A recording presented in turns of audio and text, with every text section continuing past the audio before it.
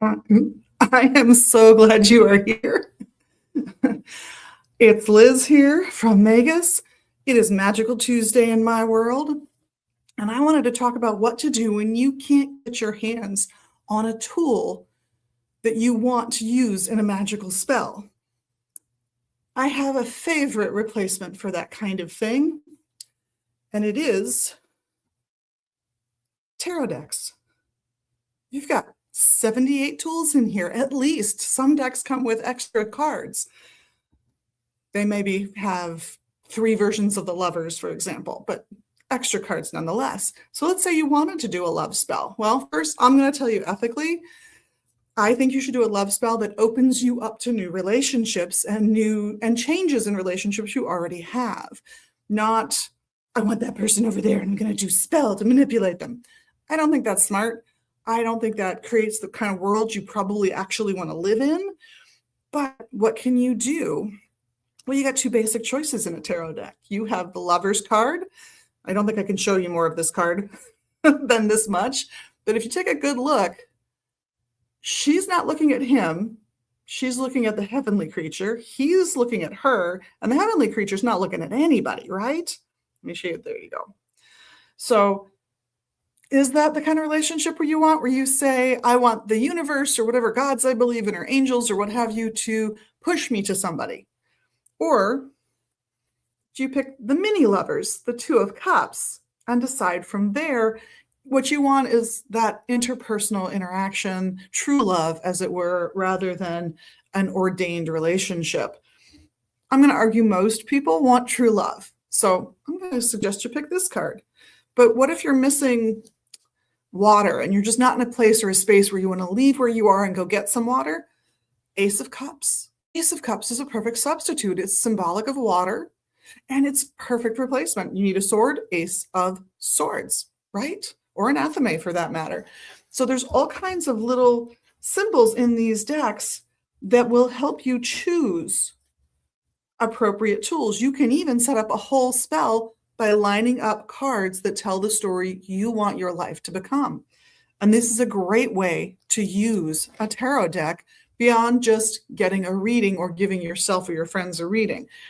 Not sure what all the little symbols mean? One, you can decide for yourself. First and foremost, you can absolutely decide for yourself. But if you would rather have the reassurance of seeing what other people have thought these symbols mean, then I would suggest a book like this one by T. Susan Chang. T. Susan Chang is a delightful human being. I had the opportunity to interact with her at a tarot conference here in the Twin Cities in Minnesota a few years ago. Delightful person. Excellent work. There are 4 tables in here to help you determine the symbolism of these cards at a glance. So I brought up that 2 of Cups, the mini lovers card. Let's see what she's got just in table 1. She's got like 4 tables in here, by the way. Hermetic title from the Thoth and the Golden Dawn concepts would be love. Makes sense. It's called the mini lovers card to this day. Planet, Venus, associated with love. So far, so good. The zodiac is the 0 to 9 degrees of Cancer. Also often associated with feelings. So love comes in there. That makes sense. Planetary glyph is the symbol for Venus, which is a circle with a little cross attached to the bottom of it. Zodiacal glyph is the Cancer sign. The dates, June 21st to July 1st. When might that come in handy? It might come in handy if you're trying to time a spell and you're almost there in that date range already, and it makes it easy, or as a way of reminding yourself to re-up the spell if it hasn't worked by then. The Decan image from the Picatrix is a man whose fingers and head are distorted and slanted, and his body is similar to a horse's body. His feet are white, and he has fig leaves on his body. So what does it mean? Well, she's got that in the table too, so you don't have to like twist your head over it. Instruction, knowledge, love, subtlety, and mastery. The Decan image from Agrippa's 3 Books of Occult Philosophy, a young virgin adorned with fine clothes and having a crown on her head. And again, she provides the basic interpretation, acuteness of senses, subtlety of wit, and the love of men.